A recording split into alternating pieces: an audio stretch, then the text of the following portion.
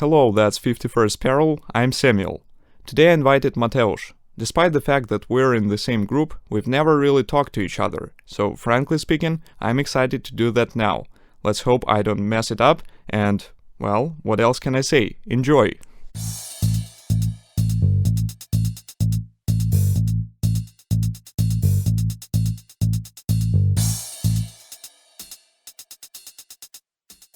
Hello Mateusz, and how are you doing? Yeah, hello. Thank you for having me here. I'm actually quite excited for today.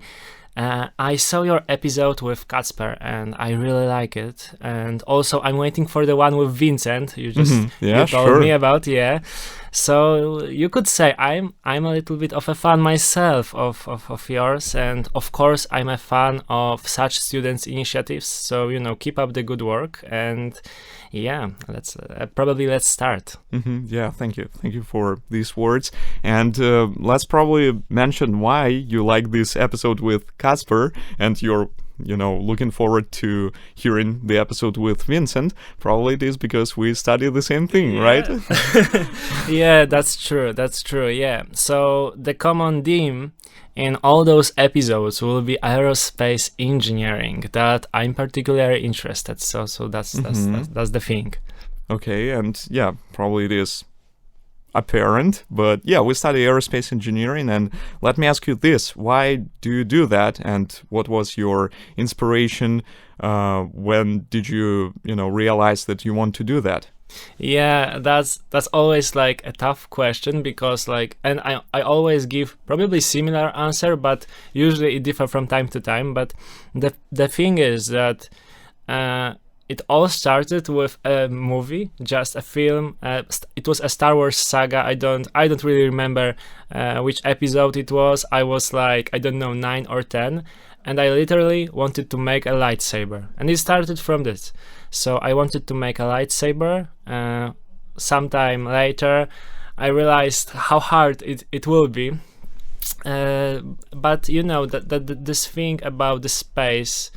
And my imagination going around those star fleets, those duels on different moons, on different planets, it stayed, and it was quite a childish dream, quite a boyish thing, but it stayed. I mean, I changed a lot, but some things inside my heart, let's say, just stay the same way. And I'm over 20, and I would still like to have a lightsaber, right? In my backpack. Why not? Yeah. So the thing is that I just thought that, why not? If I need to follow something, it could be this dream, this ambition, or even if it's a bit childish, it's still a passion. And I guess that doing something that you are passionate about is probably one of the most beautiful things you could do with your life. So that's the thing. And how about you, actually? First of all, I would like to say that, yeah, that's true. I definitely agree with pretty much all the things you said. Speaking of myself, for me it was also pretty much the same. I just, I got into this robotics club, and I started doing that, and I realized that I like engineering in general, and that's what I want to do in the future. And later, when it came to this choice to, where to go, what to study, I was thinking between robotics and aerospace engineering, and for me it was something, robotics is cool, but aerospace engineering, you can do robotics there as well. All these missions, these robots which we sent to Mars, that's amazing, and that's what I really want to do. And planes, also good.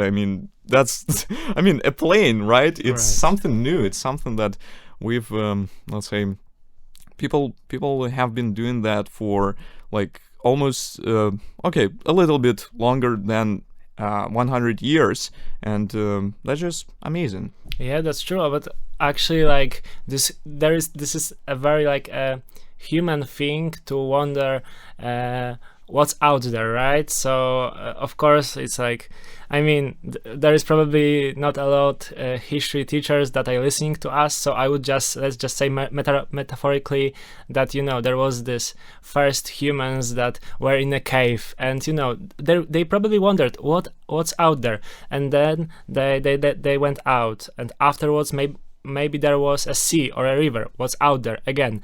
They built the stuff, they tried their best, and they reached let's say new countries, new lands.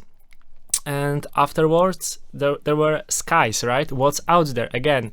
And I guess that this is also like a common theme among the history, right? So we just wonder what's out there, and what's out there of our times, it's space, right? So Indeed, yeah. So that's another thing. Yeah, this spirit of exploration. I mean, I also have it. And yeah, probably that's one of the things that motivates me. And well, speaking of that, you mentioned some things like this exploration of land. And let me ask you this. I mean, I didn't plan to, but since we're talking, would you like to be, I don't know, someone who goes somewhere to a new land and starts living there? Oh, let's talk. Okay, let's talk specifically about Mars, for example. Right. Would you like to go to Mars and start living there? Yeah, I mean, it's such a difficult question, because I mean, the first thing that comes to my mind is say yes. Come on, it's probably, it would be probably the most exciting thing ever in my life, and I cannot really imagine something better than it. But at the same time, there comes some realizations that, you know, what if you actually die, you know, not even reaching Mars? That would kind of suck, because you know, it would be probably a journey like about 5 months. I mean, from what I saw, they plan to go down to about 3 months, but, you know, it's still quite some time, and there is tons of things that could go wrong. But except that, just sitting here without any declaration to NASA or Elon Musk, I'd say yes, probably yes, though, you know, it depends, because if you had a family already here, it's quite different, because you don't decide, you know, only for yourself, but you sometimes decide on your whole family, so it would be different. But, you know, now I'm just a student and don't have any children, so I'd say yes. Yeah. I'd like to. And how about you? Like, probably it's pretty much the same. Yeah, I mean, exactly. Yeah, also like 5 years ago I'd say yes, of course I will do that. But now, yeah, realizing all the things, and especially how history works, you know, first they send some people. Unfortunately, that's true, but sometimes it is like, first they send some people and they just die there or somewhere, you know, and then after that people realize that, okay, we need to do that better, and they just improve this thing, and later we are able to achieve what we do. But yeah, unfortunately, you know, like the first people are, at the same time, they're explorers, they're pioneers, but it comes with a lot of risk. So yeah, of course. But so how about this question, because like it just came to my mind. Would you rather be an engineer who is developing those new ideas that could make a humankind go to the no, let's say to the Mars, or rather be a person, an astronaut, a pioneer who is going there? So which one? That's an interesting question, because I cannot tell for sure, because at the same time I want to do that. And well, again, speaking of this question, I'm not sure now if I want to go to Mars, because all the things you've mentioned, like family and just in general, some risk involved. But yeah, I'd say, I mean, I would like to be, you know, a pilot, and probably I'll make my, you know, license. So yeah, one day I want to be a pilot for sure. But also I like engineering, so, you know, that's hard to answer this question now. But do you know this astronaut? What's his name? Chris someone. Chris. Anyway, he's a Canadian astronaut, and yeah, this guy with mustache. Probably you've seen his videos, but anyway, he finished his. He has like bachelor's in probably robotics and also like master's in aerospace engineering or something like that. And now he's an astronaut. So I mean, in this world it can go different ways. So yeah, that's true, though you need a special training, but expertise, of course, expertise in some particular fields, yeah, it's helpful or rather necessary these days, because being just an astronaut from what I saw, it's not possible, because usually it's like you need astronaut is more like a function, because besides that you need to, for example, be a spaceship doctor, let's put it that way. And that's probably not how they call it, but you know what I mean. So of course, even now we are speaking now, then you can maybe make a space podcast if you are lucky and if you have enough expertise in certain fields. But what you said, but coming back to my question, I asked that because like what came to my mind was that immediately if I had to choose one, I would rather make something and develop a certain kind of propulsion, let's say, rather than be out there. And it's not like I don't want to go to Mars. It's more like I feel the spark when it comes to space technology, and I think that even more than the exploration itself, making it possible with developing a certain system would feel more rewarding for me. Yeah, probably. That's really great. I mean, you certainly have this passion to to do that, and that's really great. That also reminds me of this aspect that we're here on this planet, but still we are exploring something, and sometimes you don't have to go somewhere far away to see something. For example, we can just develop a new telescope, right, and just see something from a distance, or just measure something and then create this model in our computers and some simulations, something like that. So that's also interesting that we're unable to see, for example, atoms, right? But we still know. I'm not sure if we know a lot about them, but still we know something, right? Despite the fact that we are unable to see them, and that's something that has always fascinated me, that we are still able to think of something that helps us to explore this world. Yeah, and don't you think that like the whole even the definition itself of the exploration changed, for me at least, from my perspective, because let's say when Magellan or some other maybe even ancient explorer went out there and he explored, he was there, he was in the place that he explored, and he saw the land, he made a map and stuff like this. And right now you could say that those engineers are kinda explorers, because probably because they make, for example, a new telescope, as you mentioned, and it could get us knowledge from other worlds, let's say. And what's the difference, actually? I mean, we can map Moon, we can map Mars. Yeah, sure. And I mean, those ancient explorers mapped their lands, and what's the difference? I mean, aside from this, that we don't actually step on the moon, exactly, while doing that. We are stepping on the moon, but maybe not. For example, on the moon of the Jupiter, I guess. Yeah. Probably. That's really something that I haven't thought about, but that's quite accurate to me now that you explained it. And also that reminds me of another aspect, that now we just work in huge teams. For example, I don't know, 4 centuries ago, someone who is a scientist, right, or an engineer, he made pretty much everything himself, right?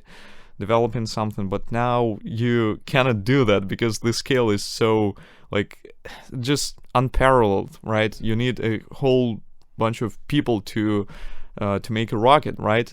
And every person does his part, right? But together we can achieve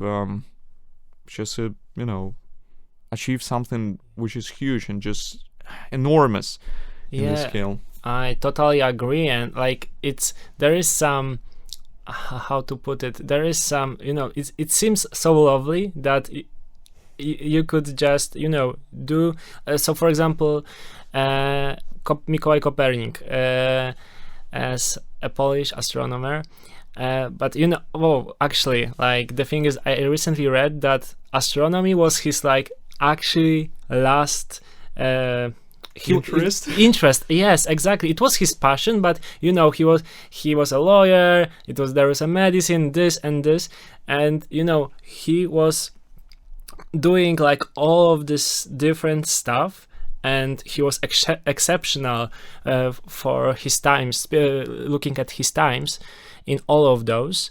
And right now, just you need to choose one. You cannot do this. So that's the first thing. But also people who developed their own mathematics, actually, because they needed some kind of explanation or calculations. So that's a different that's level, just I guess. Unbelievable. I mean, that's true. But the life goes on, and centuries passed, and now to develop something, you truly need different specialists from different fields, and usually those specialists are not only highly educated in a certain topic, but they actually given up their whole life to just to this one topic. And this is there is a different, I'd say that there is a different level of passion right now necessary to make some exceptional discovery. But maybe that's just my perspective, and of course I don't want to downsize those great thinkers of other centuries, but this is now just different times. No, I agree, definitely, because if we look at some Greek philosophers, they were doing pretty much the same. They were looking around and just all the things they try to explain them. But now you really need to choose your specific topic you want to be good at, because now it's just, again, the scale. It is impossible to be good in everything. But there is a question I want to ask you. You mentioned that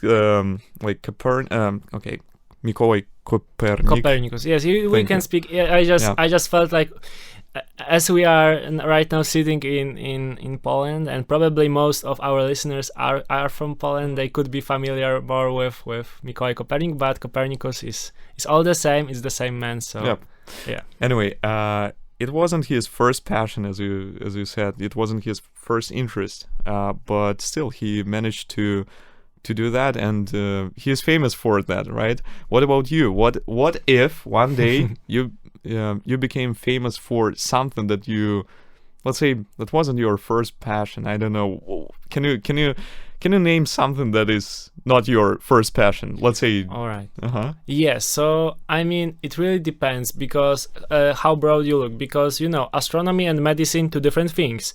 But and so maybe my answer would be more specific, then I could give you another one. But for right now, I'm really into space, as I said before. And space missions like DART or Artemis program, we could talk about those later. Those are kinda my thing. But also I developed a passion for drones, so UAV. And this is quite different. I mean, of course, there are quite a lot of similarities. It's still engineering, developing them. But, probably I would choose them as a thing that I would like to strive for something more. And if not, if engineering is the whole, then I actually had this lifelong dream. But of course, it ended during my high school because like matura exams, and stuff like this, so studies. But I was like a huge fan of basketball. I played at two teams at the same time, right? So like if I could go back maybe and just I would probably choose the same, because like engineering was the first choice always, or the idea of making things and creating machines, let's put it that way. But if I wanted to just check how my life would go, I would like to see if my basketball career, how would it go? Would I end up in like some European good team, or maybe no, maybe I don't know, end up as just just a regular player. Yeah. So that would be a thing.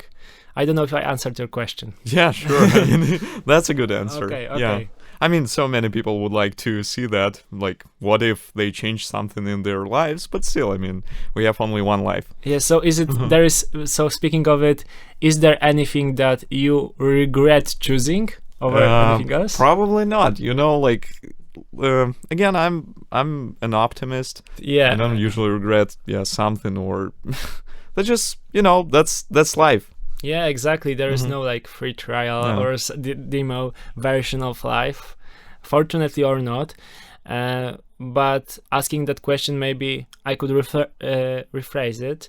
So how about if you could just choose another path, any path you'd like, and like, would you actually want to see what would be if?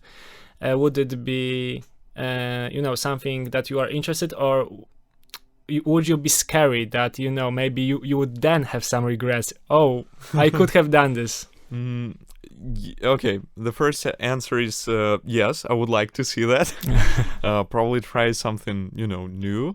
But about regrets, again, I'm not sure if I would do that. I mean, okay, I don't know.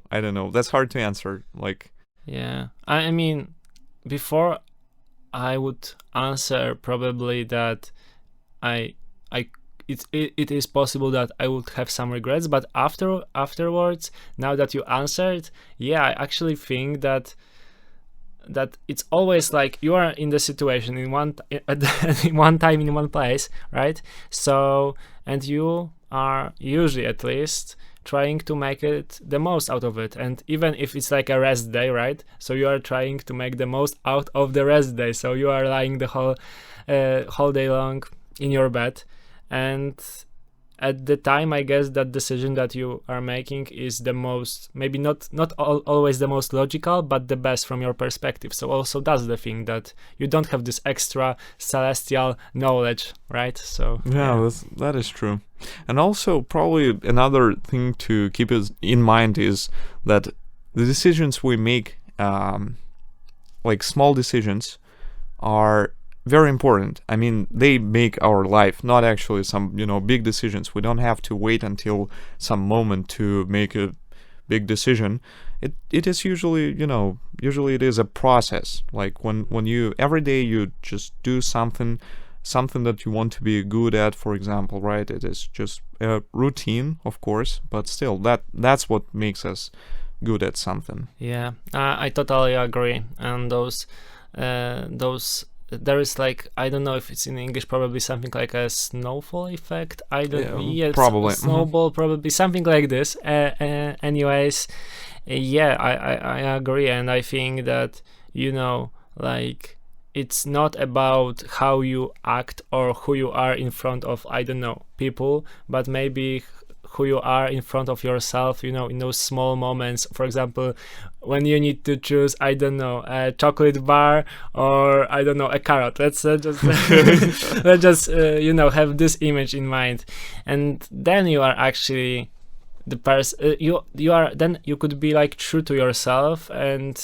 these small decisions, as you mentioned, yeah, they have effect, not only on like the reality around you, but also, I guess, on your mind, because if if I choose like time over time that I will today go to the gym, then probably also I would first of all get used to it. It would become normal, and probably, hopefully, I would be a bit fitter than a year before, let's say. And so that's the thing, and I totally agree with you. Yeah, it is.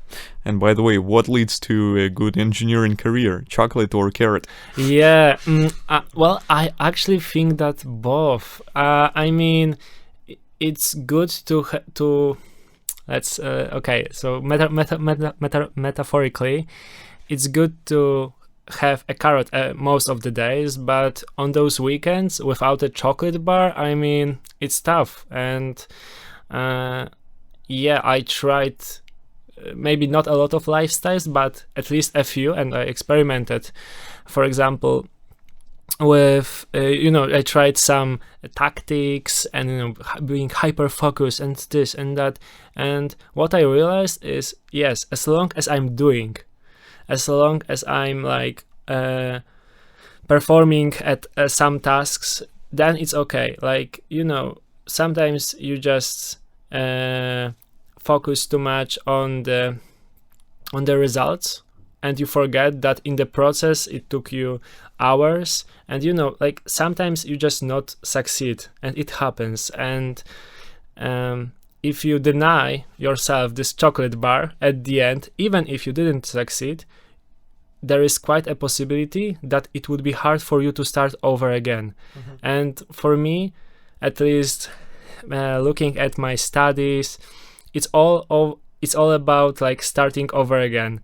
Like, you wake up, you go there, you take some notes, you probably, hopefully, you answer some questions of your professors, and you come back, and you perform your tasks, and day after day, all over again, start over again. And I guess from my perspective, this chocolate bar sometimes could give you more than the 5 carrots every day.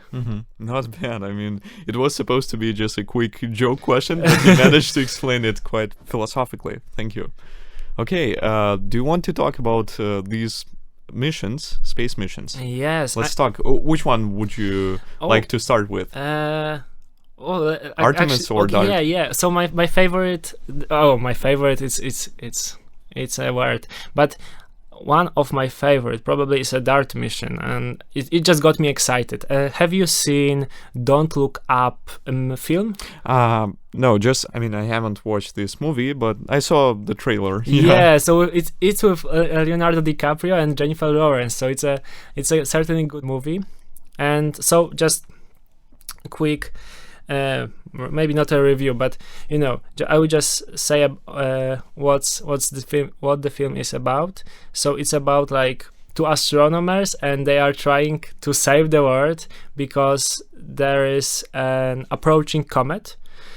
And it's about to destroy the Earth, and actually no one listens, and they knock to doors, to different doors, trying to press stuff, and people, and they giving them facts, but people still deny it, and it's about this, and it's a great film. I mean, I wouldn't say that it's something that everyone needs to watch it in their life, but speaking of Dart Mission, because I ask you, I had a purpose, because the thing is that in this film there is this scenario that the comet is approaching, and people need to react, need to do something, and what we are really wanting to gain, speaking of Dart Mission, is to test out if we could don't end up like dinosaurs. let's put it that way.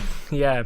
So DART is basically a planetary defense mission, so the DART acronym is probably self-explanatory. So there is this DART game, and in the terms of the mission, you basically shoot a satellite into an asteroid, and that's the thing. Yeah. And we could think, but so what? Because a satellite, what it could be like 200 200 kilograms or something like this. Yeah, and because in simple terms, in space there is no friction, you could make some small adjustments to the trajectory itself, and because of that, the trajectory could end up like hundreds or thousands of kilometers away than it could be. So yeah, so coming to an end of this like DART mission introduction, they decided to test. They sent two satellites. One would be just, you know, like a bullet, let's say, and another one could measure some parameters, make some cool photos, and also help with deciding if the satellites go right way. Yeah, and for me, from my perspective, it is amazing because we are living in a time where humankind actively tries to change possible outcomes or possible ends, maybe.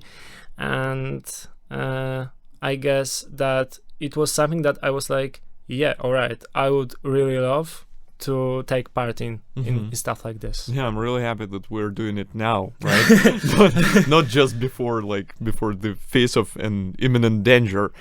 Yeah. That's really great. And also, yeah, let's just clarify it a little bit. So they are sending this satellite to hit the asteroid, and probably the thing that we need to clarify is that it happens at like huge distances, right? So it can a little bit, like slightly deflect the trajectory of this asteroid so that it doesn't actually hit the Earth. Yes, but another clarification, and probably a necessary one, that we were never in danger, or at least speaking not of this particular asteroid. And also, so for those who maybe follow DART mission, of course, it hit the moon. So the object that spins around the asteroid itself, but still, like, you know, as you said before, there is a small change, but gradually it will make a big difference. Yeah, true. Yeah. Just like small decisions, right? Every day. Yeah, well, that's it's true. Somewhat different. It's somewhat similar. Sorry, not different. So, okay, do you want to elaborate here, or just move to Artemis mission? Because it is also an interesting mission. Yeah, it is. But maybe I would just like to ask you, like, if the DART mission or you know, like such endeavors, like, you know, deflecting possible dangerous objects in space, does it make you excited, or, you know, is it just like, yeah, it's great that we are doing this anyways, I got my stuff? No, it certainly does make me, you know, excited, and I really like things like that. I mean, actually, you know what, everything that is around me, pretty much everything, I'm interested in all the things around me, and some things that are, you know, distant, and some things that I don't know much about, but still it is interesting. Because actually, let me share something with you. Sometimes I meet some people and we start talking, and sort of I mentioned that I study aerospace engineering, and they're like, wow, that's cool, but I mean, how practical is that? And I'm like, what do you mean, how practical is that? Like, it is quite practical. I mean, because of that, because of the fact that we have aerospace engineering, we have so many things like, I don't know, GPS and the internet, and so many more things, and people just don't realize that it is all connected. Like, you cannot separate it from the rest. You cannot say that it is like not a regular engineering, that we only need, like, I don't know, mechanical engineering and that's it. No, I mean, it is all connected, and I see that, I mean, it is in my, because some people don't consider it as an investment. They think that it is just a waste of money. Well, I do consider it an investment in the future. Yeah, of course. I mean, another thing is, like, you brought up GPS, and yeah, that's one of the examples. But another one, because I heard, I was let's say, an activist myself, and I still consider myself a person who cares about the planet. And though I look up in the sky wondering what's out there, I also do care about the place I'm living in. And when I see some paths that scientists predicted that are possible, it's hard for me even to imagine it, and to imagine that I made a contribution to this bad path that we are taking. And I would also probably, if I'm given a chance, I would also probably like to neglect those bad those effects. Anyways, coming to the point, I was an activist myself, and as I said, I am still, but back then I was quite an active one. And some of the arguments were that we spent tons of money on space while we are facing really, let's say, bad, I mean, that's horrible issues. Horrible issues here on Earth, and why we are doing it. And like, it's obviously something that we need to answer, because I guess that it's not just like, space bad, Earth good. It's much deeper than that, and people are really concerned, and they have all rights to be. Maybe also because the communication between scientists, press, and people, I mean, it's not perfect. Certainly, it's not perfect. No. Yeah, and like, I really like some podcasts with Neil deGrasse Tyson, and he explained it amazingly. And I mean, one of his arguments were actually like this, that we could observe some planets, and for example Venus or Mars, and the processes that were out there could possibly be similar here on Earth, and by observing it we could take measures to neglect it in the future, for example.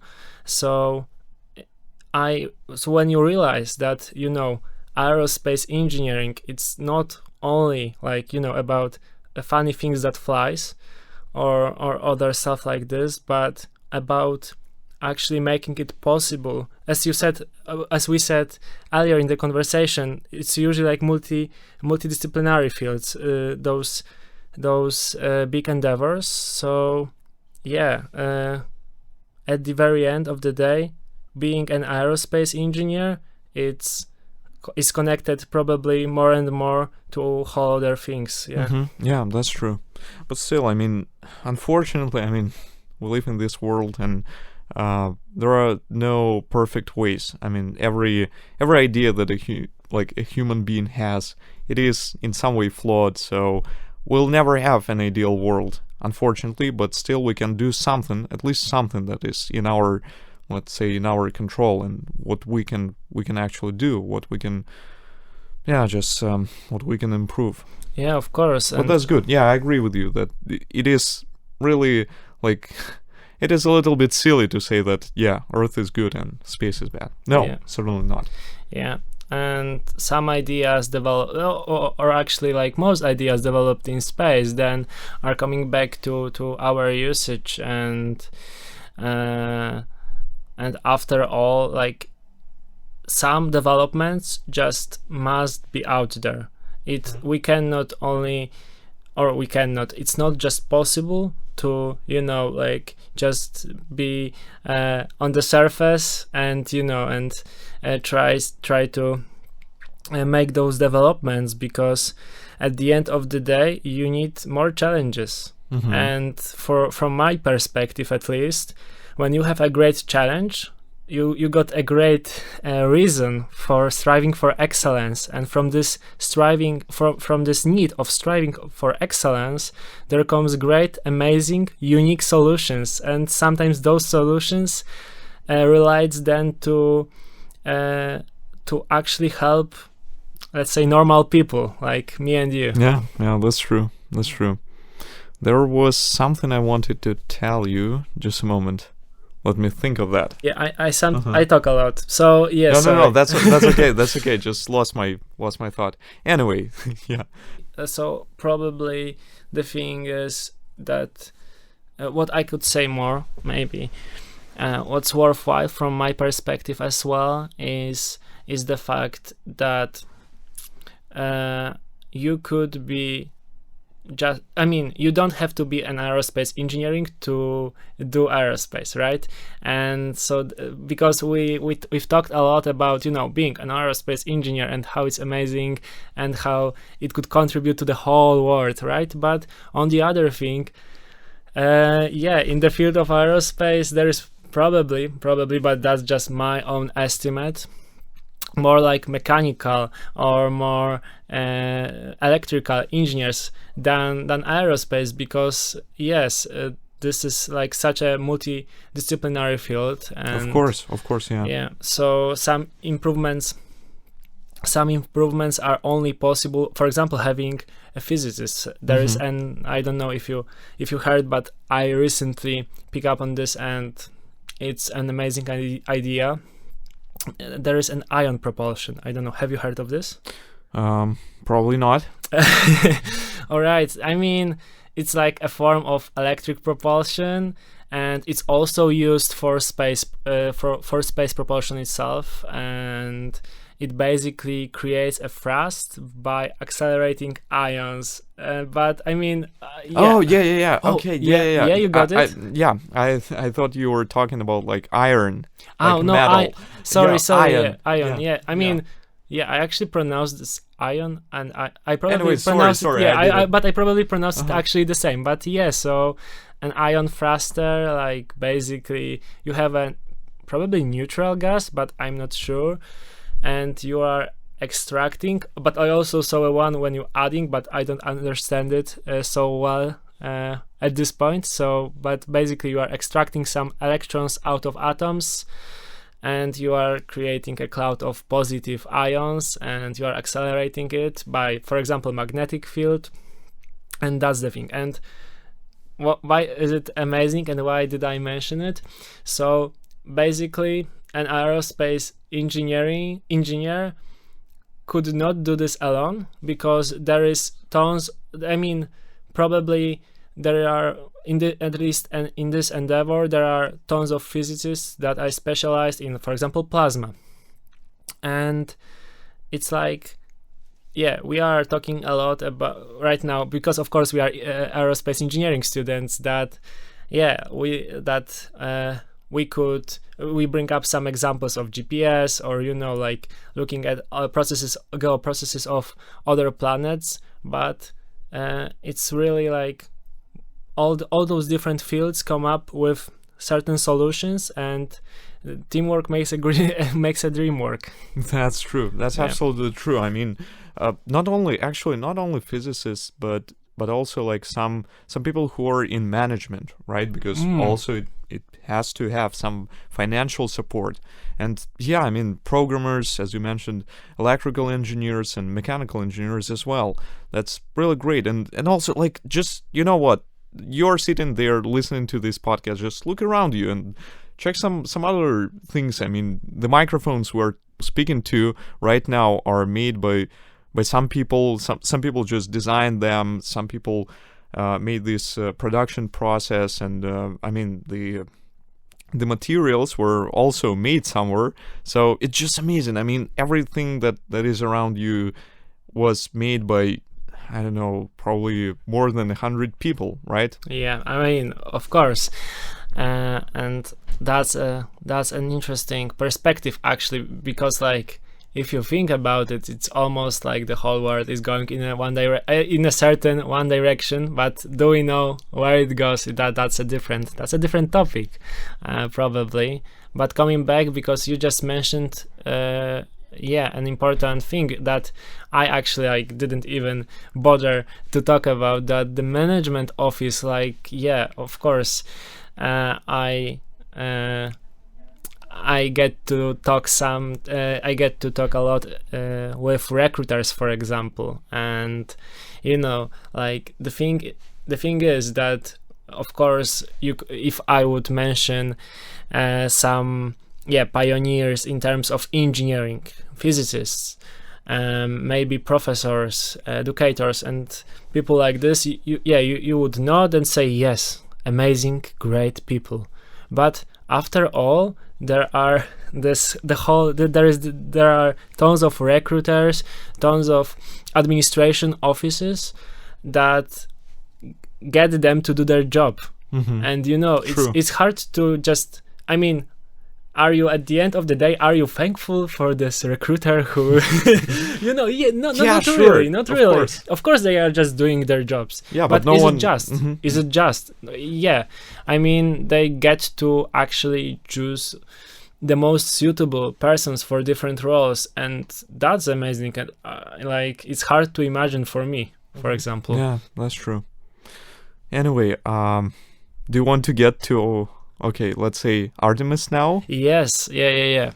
I guess it's about time. I mean, this is probably so I mentioned that Dart is one of my favorite when it comes to space missions, but Artemis is a whole different level, at least from my perspective. So basically, it's like humankind coming back to moon after Apollo program.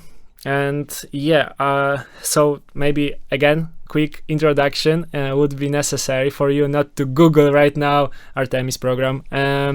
So Artemis 1 already started, and so far it is a success. And it's basically we sent without any crew Orion. In Orion, in the future, this is a space shuttle, and there will be astronauts, and we send it into a lunar orbit. So it's an orbit around the moon, and it then comes back to Earth. So that would be Artemis 1, and this is the stage that we are currently on. And later on there will be Artemis 2. So it's basically all the same, but with astronauts on board. Then there will be Artemis 3, and the astronauts will land on the moon's surface. So that's exciting. And then later, probably, but this is just like I would just like to say that, as Artemis 1, 2, and 3 is quite possible, as there is a budget set and the plans are quite realistic. Though Artemis 4, and even it could be to Artemis 10, let's say, those are further plans, and those depends, for example, on politics. But there is a plan that there will be a space station orbiting around the moon. So if I get this right, but hopefully I do. And that's just something that I mean, I can't imagine it, because that's I guess a different level. And so that would be Artemis program in a nutshell and oversimplified. But and so before maybe any specifics, I would just like to ask you, what do you think about coming back to moon, and is it worth it from your perspective? Of course, just a normal, you are just a student, I'm as well, so I would just like to ask you on this. Yeah, sure. Of course, I mean, I'm pretty excited, and that's just something unimaginable in this perspective, that people who remember these Apollo missions, they were at the time, they were also excited, and they were like, wow, we're going to moon.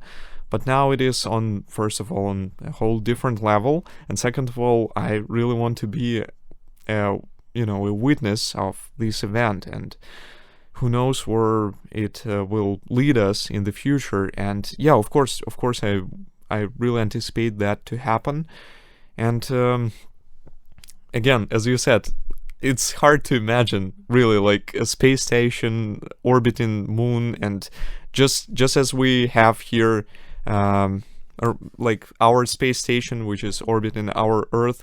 That's something at a new level, and also I'm very happy that now going to moon is for this, let's say, scientific purpose, not unlike it was like some time ago when it was just a space race where like the Soviet Union and the United States wanted to, show who is better in that. And that's also amazing. I mean, back in the day it was just a little bit funny to see how undeveloped their technology was, and it was basically like, flying in a tin can, basically, right, to the moon. That's just something unimaginable. Yeah, that's true. But I mean, you mentioned a space race between, I guess, current Russia, of course, and USA.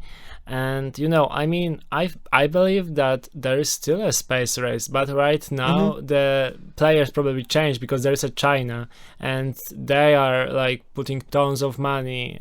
Speaking of the moon exploration, or actually maybe nowadays usage, because I just read some articles, and they mentioned that it's quite possible to make a place where you could develop spaceships, but more easily, and also certain observational machines could be more suitable on the moon. But of course there are tons of different matters that stops us from doing it, though those are some ideas, and you want to be first out there. And I guess that having a space station orbiting around the moon, it would be a great first step even to commercialize it. And maybe that's a good question, like what do you think about the recent commercialization of space? That's another question, which is also interesting, because who would have thought that now we would be able to just fly to space, that like a person could build his own rocket and fly to space. I mean, of course now it isn't that like that available, let's say. Of course only some people can afford it here on Earth, some billionaires, but still, that's quite funny, right? That now it is not in the hands of the governments, but I mean in the hands of, I guess, billionaires, for now at least. So that's really good, and that also gives me hope that we one day can fly to space. Yes, and like space hotels, or maybe just for the beginning, maybe just like going to space, not going just too far with hotels, but like when I think those childish dreams, I would love a space hotel. Imagine the views, right? But the thing is, and like, it's amazing when it comes to like looking at those endeavors, those dreams, those high hopes of humankind going out there. But on the other hand, we got space debris, we got pollutions, and of course, like it depends if you to what you relate those pollutions, because you could say that cars are worse, this is worse, but still we don't allow that much rocket starts and things like this. But over time, if there is it's more available to people, then more people want to go out there. And in some time we could have we right now have a huge problem with space debris, and what about the future? And that's another thing that probably, like, there is tons of money, of course, in commercialization of space, and that's amazing, but is there enough money to actually clean after yourself? Good question. I mean, I haven't thought about that. Yeah, that's good that you mentioned that. And also I got another thought, concerning that question, that we also live in these times where we have so many things here on Earth. What I'm trying to say is that probably our, grandkids it will be just something simple for them to go to space, right? And they will not value that as we do. So what do you think about that? Let's say, but yeah, what I'm trying to say is that, now we also have some technologies, but we just don't put any value in that. It is something normal to us. So it is a little bit, upsetting that for us it is really exciting, but for some future generations, it will be just, okay, yeah, space, whatever. Yeah, well, I think that space offers much more than one could think, but yeah, like my grandma 2 days ago or 3 days ago was amazed when my sister showed her my face on the phone and it was live. I was talking to her. I was even responding to her own words, right?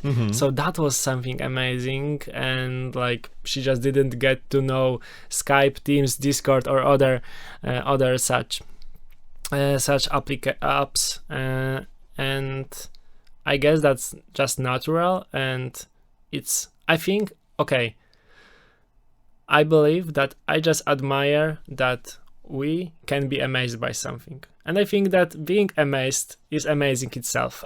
It is certainly. And, like, okay, centuries ago, people were amazed, but let's say, by some siege machine, let's say, then maybe of course, by electricity.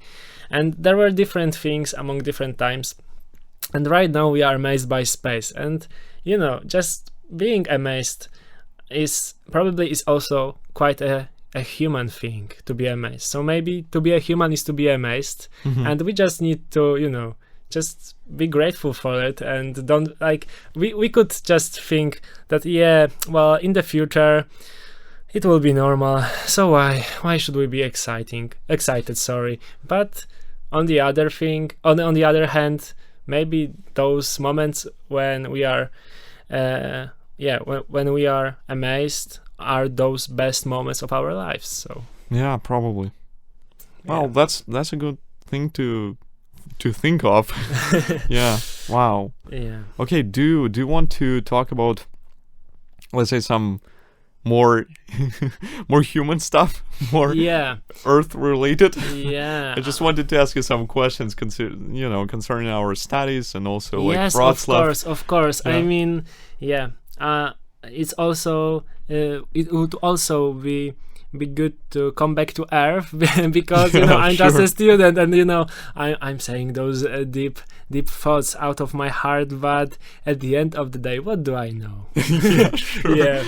Okay, so now just wanted to ask you some like quick questions. Do you like our studies? Do you like our university? How is it like? Yeah. So first of all, like, I'm finally studying something that I'm really interested into. And even if, at the beginning you got those introductory courses or like necessary physics courses, necessary mathematics courses, and other stuff like this, it's still like you are doing this because you have this end goal. And having this end goal just in front of you or almost in front of you it's a nice thing to have, and it gives me a boost of almost everything, and I'm even more keen to go deeper into those physics problems, let's say, just because I know that later on those small oversimplified problems would turn into real life problems, right? So that's the thing when it comes to our studies. If we are talking more about, like, I don't know, the city, the campus, the people, so yeah, it's better than I thought. I don't know why, but when I'm thinking about studies in Poland, or universities in Poland, sorry, like, I don't have high hopes, not really. Like, I don't know why. Maybe I'm a more pessimistic type of a person, but no, I just thought, okay, it is what it is. And of course, I'm grateful to be here, and I know that, like, tons of efforts came into my path, but at the end of the day, like, I didn't want to just jump around because I got into this particular university. But it changed because I realized that it's just an amazing platform for you to grow, to grow your passions. And if you are doing this right, and by doing this right, there is no one answer what is right or wrong, but if you are probably getting tons of chances. Some you didn't even notice, and that's okay, but some you notice, and those, if you take them, then you could probably make the most out of studies, and that's exactly what I'm trying to do here. So about that one, yeah, I'm really grateful, and I thought, as I said, like, I thought that it wouldn't be like as good as it is. So yeah. Well, that's good. That it did. Although you didn't have high expectations, it still managed to somehow impress you. That's really good. And I mean, do you consider doing masters? Yeah.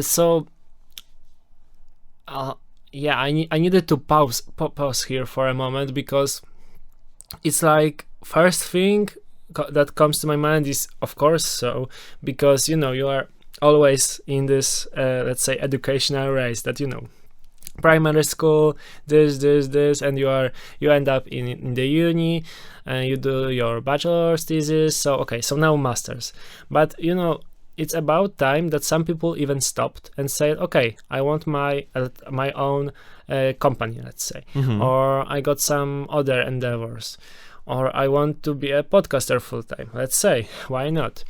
And so, like, I wouldn't say that it's like, yeah, I totally will do masters, but as far as I know, being in a space industry, it's usually quite, maybe not necessary, but beneficial to do master degree.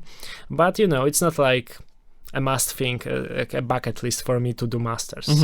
And how about you? Like, I love to ask this, because perspectives of other people sometimes could just change your whole life. And one decision of a certain person that you could learn from a lot. Let's just say that. Okay, I'm not sure if I'm in the position to give you advice.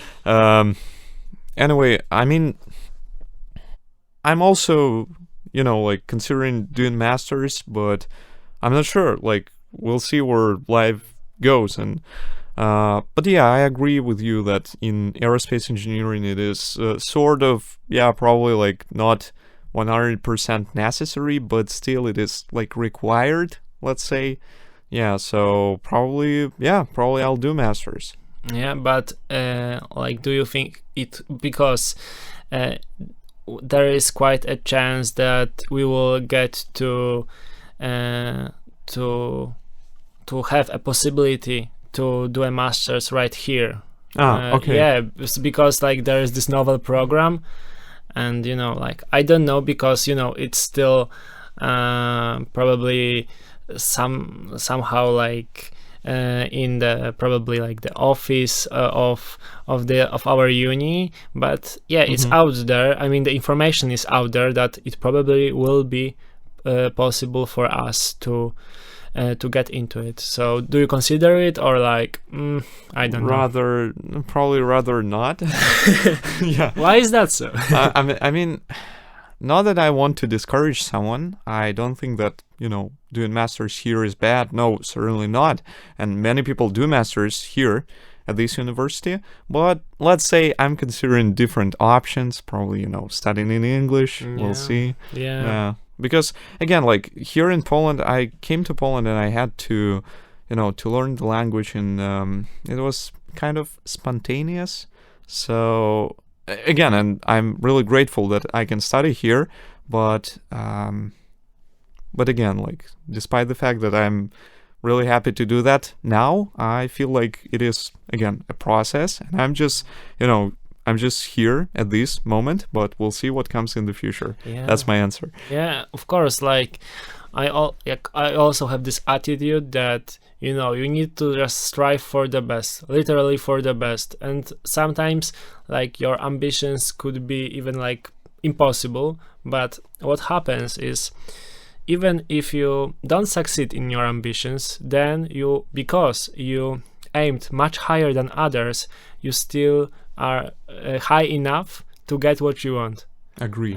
So that would be my thing. So even if, let's say, I don't aim for staying here on masters, it doesn't mean those are bad studies or I don't like it. No, it's quite the opposite. But for me, like, ending here wouldn't be like a catastrophe or like a worse thing that happens in my life. It won't be a bad thing at all. Though I think that we should strive for more, or at least I personally, because I will not give any advice as I haven't reached anything particular. So yeah, I agree. Okay, let me ask you probably our last question, if you don't mind. I don't mind. Or actually, if you have some questions, you can also ask me. Of course. So yeah, probably my last question would be: are you here from Wroclaw or? Yeah. So do you like this city? Yeah, of course. So I'm from Kołobrzeg, and for the English speakers, Kołobrzeg you could translate as near the sea, probably. So it's also self-explanatory. So, and this is a place in the north of Poland, a lovely, quiet place, I guess. And yeah, I came here for the university.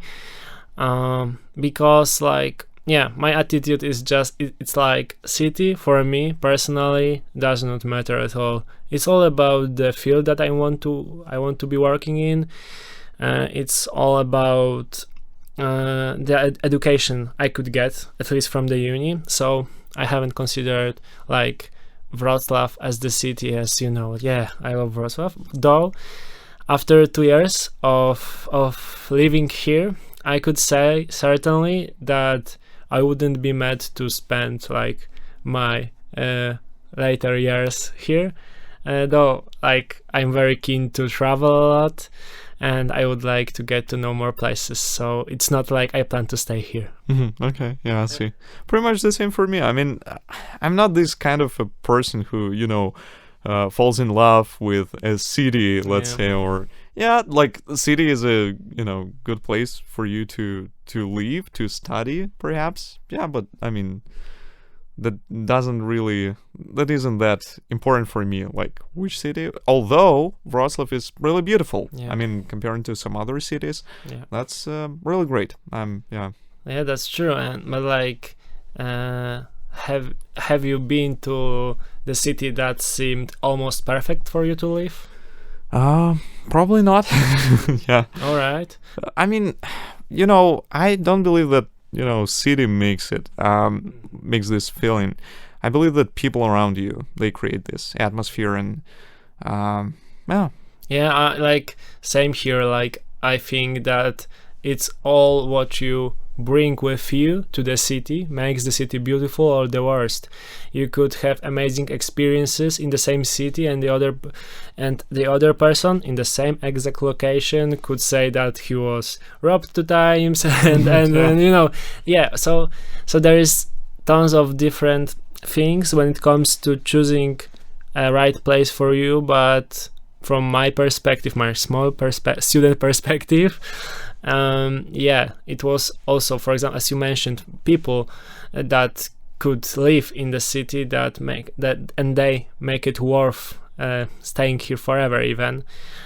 So coming back to the main question about Wrocław, people are amazing. I like my uni. I do what I would like to do if I had to choose from everything else. And so the city itself also have this charm, probably because of it. That's very good. Yeah. So, do you want to ask me something? Yeah, probably. I mean, I had some questions related to the podcast itself. I don't know if we have time for this. Sure, because, sure. I mean, yeah. we have time. All right, Don't worry. all right. No, because like it's like so nice to see a student striving for something and doing his or her own thing. And for me, it's like like of course, probably most of listeners, even like this idea came to the mind that maybe I should start my own YouTube channel, podcast, I don't know, something like this, a way to express myself. And I would like to ask, like, what this kind of podcast, this kind of thing doing that you are doing in your life, what is the role of it in your life, and like how does it even change you, or changed the way you think about yourself? Yeah, certainly. I mean, in some way. So let me start from the beginning. Probably I should explain why I started this podcast. I just like talking to people. And coming here to Poland, not knowing the language, and that was kind of tough for me, because I was hanging around with some other people, some Polish guys, and it was a little bit difficult for me, because when you understand everything but you cannot say something, you cannot explain your thoughts thoroughly. And that was difficult, because again, I had some, you can imagine it as having some simple blocks, and you have to construct your idea, construct your thought, and explain it. And sometimes it just sounds silly when you try to make it with these simple blocks, with these simple words. And for me, it was not what I wanted it to be like. And that is one reason why this idea appeared in my head, that wow, okay, yeah, I like listening to podcasts. What do they do there? They talk to people. So probably I should start something myself. So that was my idea. But the funny part is that this idea appeared, like, I don't know, a year ago probably. And the realization of like the full, I mean, it wasn't easy to start doing that. So yeah, and also we had some exams and all the things. Yeah. So yeah, I had to to wait with this idea. And the funny part is that actually I started to my Polish improved gradually, so it was kind of easier. But yeah, still, I'm happy that I'm doing that, and now that it is not a necessity for me, it's just my hobby, just something that I like doing. But still, I have to work on my Polish, and yeah, that's actually what I'm trying to do, because again, a lot of things can be improved, but I'm quite happy. Now I can explain my thoughts better. And also I have a podcast where I can talk to people, and yeah, that's quite nice. Speaking of changing my perspective, yeah, it does, certainly. I talk to different people, they share their thoughts, they also share their experience, and that's what is important. Sometimes you meet a person and you just talk to them for a little while, and you don't know this person, like we're from the same group, right? Yeah, that's but true. Actually that's the first time when we're just talking like that, and it turns out you're an interesting person. I mean yeah, it's hard to tell. No, that not that you're, I mean, not that I had some thoughts that no, you're not an interesting person, but I mean, it just shows that we have something in common, actually a lot of things in common, and that's what is the most important part here. Yeah, that's true. Like yeah, so similar, like we just laugh at your comment, but I will probably make a similar one, that this conversation with you added tons of depth behind you and like your story. And yeah, like just also another realization that probably most of people around you have this amazing depth that you will never get to know. And that's a sad truth, but it is. And it's also like maybe another another realization that it's therefore almost necessary, or it would be good for us to be just kind to others, because they have their own stories, their challenges, and but coming back to the almost like first thing you said when answering my question, when you told the story about you coming to a new place, understanding words, but couldn't really get those sentences out of your mouth. Like you had those probably deep thoughts on the topic you were speaking, but you couldn't make it as deep as you'd like.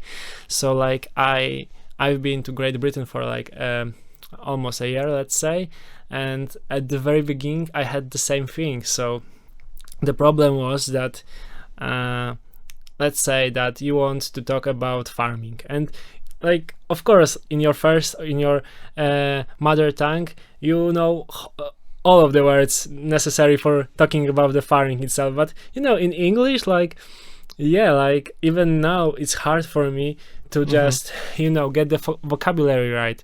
And then if like I also experienced that sometimes it's just hard to show people who you really are in a different language, and sometimes you even kinda develop a different personality due to the lack of vocabulary you have. Unfortunately. And like that's crazy. And like when you told the story, like it's amazing that you had those drawbacks, but you make them kinda your strength, or that you developed the skills necessary to tackle them, and later on now those are your strong sides. So for example, this podcast is an amazing example of something that came out of not so good situations. So I would just say that I'm amazed by it, and it's a great story even to like think about, and later on it could guide you maybe in those